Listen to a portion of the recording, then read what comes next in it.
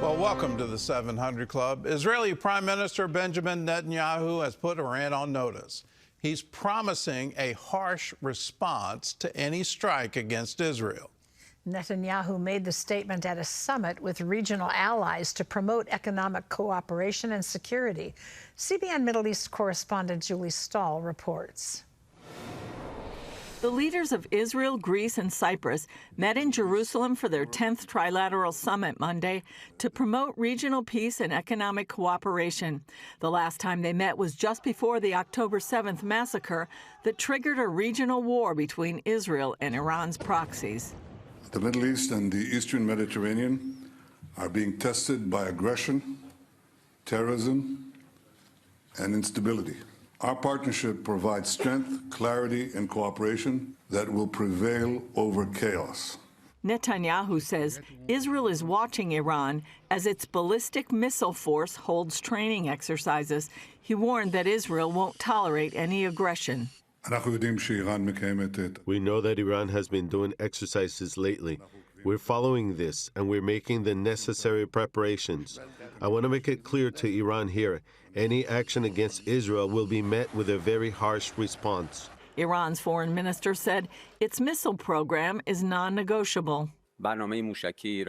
Iran's missile program has been developed for defending Iran's sovereignty, not for negotiations. Netanyahu said the main goal of the summit is to promote stability in the region. No one seeks confrontation. On the contrary, we seek stability, prosperity, and peace, exactly as the three of us said. Obviously, we are committed to defending each one of our countries, but also defending maritime lanes and other things that are shared in common and that go under international norms. I think that is obvious.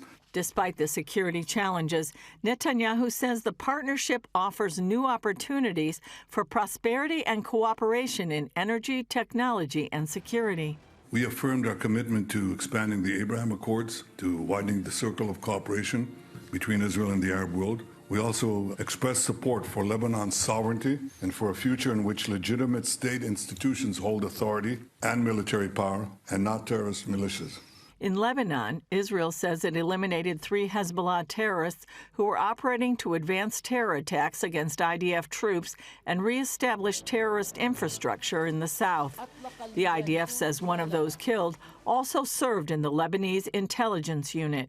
Meanwhile, in Jerusalem's Old City, Christmas celebrations are picking up after 2 years of war. Last Christmas was in the middle of the war.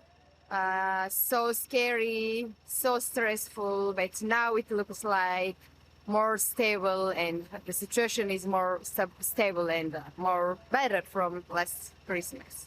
And visitors are returning to Manger Square in Bethlehem, the birthplace of Jesus, providing an economic boost to the city. Julie Stahl, CBN News, Jerusalem.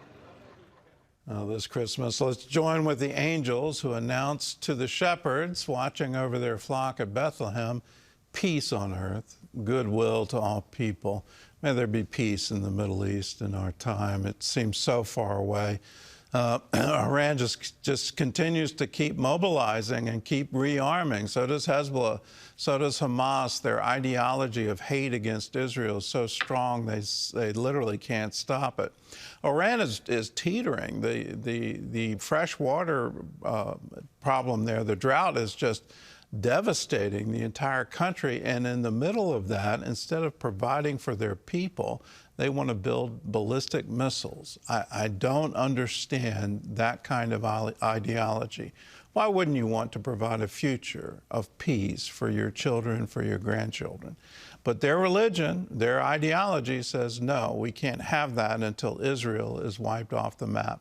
That's why we as Christians need to stand with Israel no matter what. Well, in other news, more than 120 million Americans are traveling this holiday season, many of them in risky weather. Lori Johnson has that story and more from the CBN Newsroom. Lori? That's right, Gordon. With Christmas just 2 days away, the holiday travel rush is well underway. Americans are taking to the roads, rails, and skies through New Year's Day, but severe winter weather in some parts of the country could make the journey treacherous. Wendy Griffith has more. The Christmas travel rush is on, and it's about a 2% increase from last year, making this year's holiday travel period the busiest on record. Airports and roads packed as more than 122 million people are visiting family and friends. And as travelers are on the move, so are winter storms. In the Pacific Northwest, heavy rains resulted in major flooding. In Redding, California, one person died when an atmospheric river triggered dangerous flash flooding, and more could be on the way. We're talking life-threatening flash flooding on Wednesday. That's Christmas Eve, focused on the morning. That doesn't just create travel. It can really lead to the threat for both life and property. Major cities from Detroit to New York and Boston bracing for a wintry mix of rain and snow that could snarl the morning commute and holiday travel. If you're dreaming of a white Christmas, your dreams will come true across New York State and New England. We have snow on the ground, and we have more on the way as we head into Tuesday. The TSA anticipates screening more than 43 million passengers between December 19th and January 4th. It's so busy, the FAA planning on using limited military airspace if needed. Well, I have a stop in between. There's already a delay, so that's no fun. In Southern California, the holiday travel crush causing serious backups on the freeways and at airports. We're flying to Chicago, and our flight just got delayed by an hour and a half while we were in the Uber. AAA says nearly 110 million people will travel by car. And some good news, according to Gas Buddy, the national average for a gallon of gas has fallen for the 4th straight week to $2.79 a gallon. Wendy Griffith, CBN News. The Justice Department is releasing more of the Epstein files this morning. Attorney General Pam Bondi came under sharp criticism for failing to release all of the files last Friday, a violation of the law. A DOJ official says they're working to comply, but the two legislators who wrote the law requiring release of the files are now ready to take action against the Attorney General. The quickest way, and I think the most expeditious way to get justice for these victims is to bring inherent contempt against Pam Bondi. And that doesn't require going through the courts. President Trump has certainly said from the beginning that he expects all files that can be released to be released, and that's exactly what we're doing. The DOJ has been releasing a stream of files since Friday, but some of them are heavily redacted. Epstein's survivors are angry, claiming they've been told there are hundreds of thousands of pages yet to be released. The U.S. military carried out another strike against a suspected drug smuggling boat in the eastern Pacific Ocean.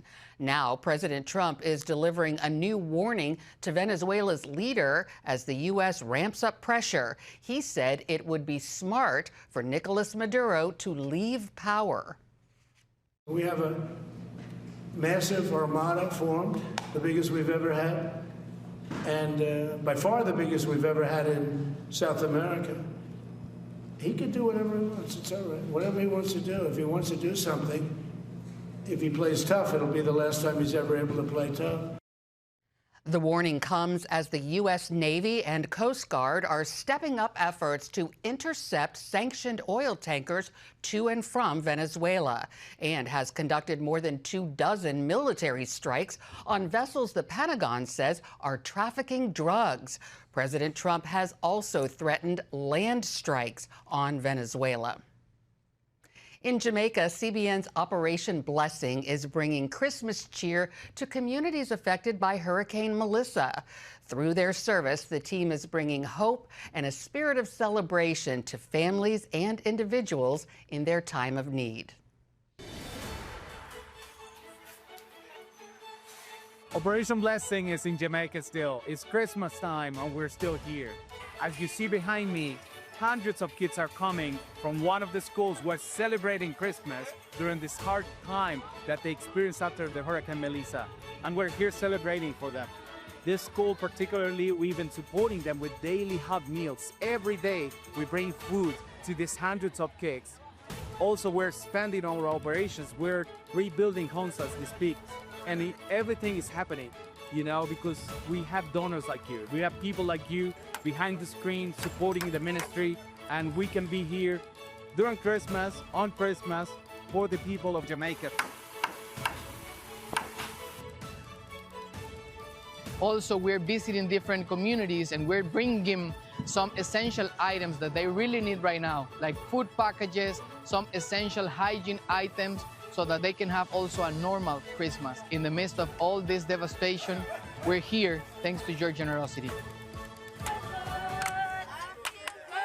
Well, right now we're getting health checkup and we're getting food and water as well, and learning about Jesus Christ at the same moment. Christmas has been postponed, but this kind of make it look like Christmas is coming, so it's good. Today is amazing. The children, to see the smile on their faces was amazing. And I thank you for everything you have done for me, and I just love Operation Blessing. Operation Blessing is God's army. They are the army of God. These people are going around the world for God's sake, serving people like Jesus did, and that is a blessing. Thank you so much for being with Operation Blessing, not only here, all over the world celebrating Christmas.